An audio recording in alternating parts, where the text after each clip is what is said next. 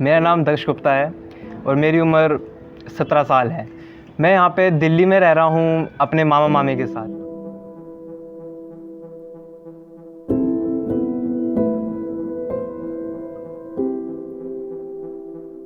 Actually मैं राजस्थान से belong करता हूँ क्योंकि मेरा गांव और मैं पूरे मेरा जो स्कूलिंग करियर है और मेरा एक्चुअली क्रिकेट करियर भी राजस्थान से ही शुरू हुआ है। मेरा क्रिकेट करियर में शुरुआत मेरा आइडल विराट कोहली की वजह से हुई है। अगर मैं उन्हें नहीं देखता या मैं उनके बारे में नहीं जानता तो हो सकता है आज मैं क्रिकेट नहीं खेलता। जब मैं एक बार पहले भी अपने मामा मामी के पास कुछ ऐसे ही क्रिकेट खेलने आया था, लेकिन तब मुझे अपनी डाइट और फिटनेस को कैसे मेंटेन करना है ये मुझे नहीं पता था।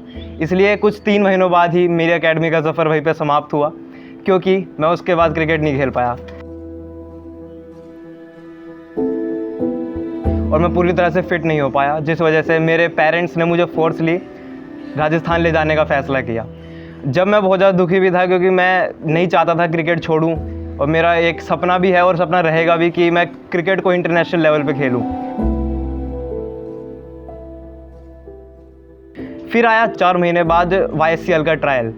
जब मैंने उसे फिल किया उसके लिए पहले पेरेंट्स नहीं माने मेरे। उन्होंने कहा कि अब प्रोफेशनली नहीं खेलना है और एक हमारे सोसाइटी में ये भी रहता है कि तू ऐसे पैसा बहुत लगता है, पॉलिटिक्स है, हमारा सिलेक्शन नहीं हो पाएगा।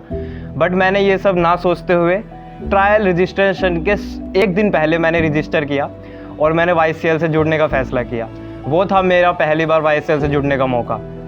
उसके बाद जब मैं आगे बढ़ा तो YSCL का ट्रायल हुआ कुछ फरवरी में। उस ट्रायल तक मैंने अच्छे से प्रैक्टिस करी क्योंकि मेरा पहला ट्रायल था, मेरी लाइफ का, मेरे करियर का पहला ट्रायल था। ट्रायल में जब मैं पहुंचा तो पहला एक न्यू एक्सपीरियंस था। हालांकि ग्राउंड में मैं पहले गया हुआ था, लेकिन जो एक्सपीरियंस ट्रायल का था वो मैंने पहली बार देखा था। वहाँ पे अच्छे से फैसिलिटीज़ थी, अच्छे से कोचेस थे, कोचेस ने अच्छे से बताया, हमारी फिटनेस हुई, सब कुछ, फील्डिंग सेशंस बढ़िया रहे। उसके बाद जब मेरी बैटिंग में नेट्स में बैटिंग आई तो वहाँ पे मैंने अच्छे से परफॉर्मेंस दिया, कोचेस ने भी अप्रिशिएट किया। उसके बाद ट्रायल के कुछ 3-4 दिन बाद मैं स्कूल से ही आया था तो जस्ट मुझे एक मेरे फ़ोन नंबर पे मुझे मैसेज आया कि you are selected for the state league matches. और मेरी जो खुशी थी वो बहुत ही एक अलग लेवल की थी क्योंकि मेरा भी एक ये ड्रीम था और एक ये गोल भी था कि मैं अपने स्टेट के लिए स्टेट मैचेस खेलूं, क्योंकि ये जो मैचेस होने वाले थे ये एक प्रोफेशनल मैचेस होने वाले थे जो मैंने आज से पहले अभी तक नहीं खेले थे और मुझे एक न्यू एक्सपीरियंस भी मिलने वाला था। फिर मैंने अपनी फैमिली को बताया, अपने रिलेटिव्स को बताया तो उनको भी एक अलग खुशी हुई। उन्होंने भी अप्रिसिएशन दिया कि ऐसे ही आगे बढ़ना है और स्टेट मैचेस में भी अच्छा परफॉर्म करना है। फिर मेरे स्टेट मैचेस कुछ 4-5 महीने बाद होने वाले थे जो उनका रूटीन रहता है। फिर आए वो 3 मैचेस जहाँ मुझे क्राइटेरिया मिला कि मुझे 3 मैचेस में 100 रन स्कोर करने हैं एज अ बैट्समैन। तो पहला मैच तो मेरा बहुत ख़राब ही गया, लेकिन वो जो मैचेस का एक्सपीरियंस है वो एक्सपीरियंस मैं नहीं भूल सकता हूँ। एक प्रोफेशनलिज्म, ग्राउंड के अंदर घुसते ही कोचेस का और वहाँ के जो अंपायर्स हैं उनका बिहेवियर, प्लस जो प्लेयर्स हैं उनका कंपटीशन, मैं नहीं भूल सकता हूँ। उन्होंने एक मुझे अलग ही लर्निंग दी आगे बढ़ने के लिए। पहला मैच मेरा ख़राब रहा, मैं रन आउट हुआ 8 रन पे ही। अगले मैच हमारा सेम डे था, कुछ 4-5 घंटे के गैप के बाद। वहाँ पे मैंने 42 रन स्कोर किए। मुझे कॉन्फिडेंस मिला कि मैं अपना क्राइटेरिया पूरा कर सकता हूँ, क्योंकि मैं जानता था अगर क्राइटेरिया पूरा होता है तो नेशनल कैंप दूर नहीं। क्योंकि मैंने इनका वेबसाइट पर इनसे बात भी करी थी तो इन्होंने मुझे बताया था कि नेशनल कैंप अगर आप पहुँच जाते हो तो वहाँ पे एक अच्छी अपॉर्चुनिटी है आगे जाने के लिए। तो मेरा गोल सिर्फ नेशनल कैंप था, मैंने आगे कुछ नहीं सोचा था। तो 3rd मैच में जो मैंने अगले दिन खेला, लेकिन जब बैटिंग आती है तो मैं ओपन करता हूँ और उस समय रन्स की मैं भूल जाता हूँ कि मुझे क्राइटेरिया पूरा करना है। उस समय अब मैं टीम के लिए रन्स चेज़ कर रहा हूँ तो मुझे टीम को जिताने के लिए खेल रहा था। हालांकि वहाँ पे कई लोग ऐसे भी थे, जैसे पेरेंट्स आते हैं, कई अलग जो बाहर सिर्फ मैच देखने आते हैं, वो लोग ऐसे भी कह रहे थे कि खुद के लिए खेलो, टीम मैटर नहीं करती है। बट मेरा ऐसा नहीं मानना है। आप किसी भी लेवल पर खेल रहे हो, टीम पहले मैटर करती है, क्योंकि अगर आप टीम के लिए खेलोगे तो अपने आप आपके रन्स बन जाते हैं। तो उस मैच में मैंने यही किया, मैंने अच्छे से टीम के लिए खेला कि कहाँ पे क्या रन्स मारने हैं, क्या शॉट्स खेलने हैं। उसको परस्यू करते हुए मैंने अपना क्राइटेरिया पूरा किया और मैंने 50 रन स्कोर किए उस दिन।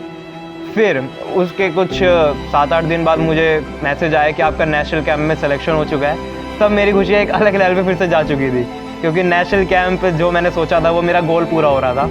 लेकिन उसके बाद मेरे नेक्स्ट गोल था मेरा YSCL नेशनल कैंप। उससे पहले मेरा यही था डिस्ट्रिक्ट वाला, लेकिन उसके बाद मेरा नेक्स्ट गोल था YSCL नेशनल कैंप, क्योंकि मैं जानता था अगर मैंने यहाँ अच्छा परफॉर्म किया तो YSCL के मैचेस दूर नहीं। उसके बाद जब मैंने YSCL नेशनल कैंप में परफॉर्म किया, जो हमारा मैच हुआ 20-20 ओवर्स का, वहाँ पे एक मैं अलग ही एनर्जी के साथ खेला, क्योंकि उस वक्त तक मैं फुली फिट था और वो मेरा पीक परफॉर्मेंस भी मैं कह सकता हूँ, क्योंकि एक स्टेमिना बना हुआ था और आप कह सकते हो कि एक माहौल होता है ना, एक पॉजिटिव एनर्जी होती है, वो बनी हुई थी।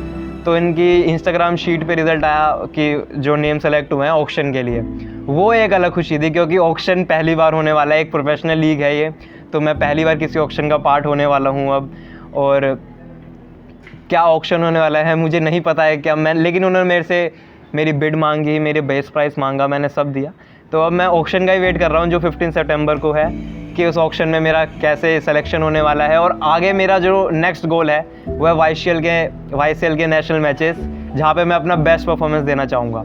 और दिल्ली में मेरे मामा और मेरे मामी जिन्होंने मुझे इतना सपोर्ट किया यहाँ पे रहने के लिए, ये दिल्ली में, क्योंकि वही सपोर्ट कर सकते थे मुझे मेरे क्रिकेटिंग करियर को। मैं अभी भी सोचता हूँ अगर दिल्ली में कोई ऐसा मेरा रिलेटिव नहीं होता तो मुझे खुद एडजस्ट करना पड़ता, जो मेरे लिए बहुत डिफ़िकल्ट हो सकता था। तो मैं अपने मामा मामी को भी थैंक्स करना चाहूँगा कि उन्होंने मुझे यहाँ पे सपोर्ट कर रहे हैं वो, और अभी मेरी क्रिकेटिंग जर्नी में मेरा साथ दे रहे हैं। पर ये मैं ही जानता हूँ कि मुझे दिल्ली आने में कितनी प्रॉब्लम और कितनी दिक्कतें हुई। दूसरी तरफ मुझे एक चीज़ का दुख भी था कि मैं अपने स्कूल के दोस्तों को छोड़ना नहीं चाहता था। अब मैं वहाँ से जा रहा हूँ तो स्कूल तो मुझे छोड़ना ही पड़ेगा, पर मैं वो दोस्तों को नहीं छोड़ना चाहता था। उनके साथ जो मेमोरीज़ हैं, उनके साथ जो खेलना कूदना था, वो मैं नहीं छोड़ना चाहता था। और साथ ही साथ जो मेरे सोसाइटी के दोस्त थे, जिनके साथ मेरा क्रिकेट करियर चालू हुआ था, मेरे भैया लोग जिन्होंने मुझे इतना कुछ सिखाया, मैं उन्हें नहीं छोड़ना चाहता था। अब मेरा अगला गोल है कि जब मैं YCL के ऑक्शन में अच्छे से सेलेक्ट हो जाऊं, मुझे एक अच्छी सी बिड मिल जाए, तो मुझे YCL के नेशनल मैचेस में लाइव आना है, जहां मैं अपने आप को लाइव टेलीकास्ट देख पाऊंगा, जहां मुझे और भी कॉन्फिडेंट फील होगा।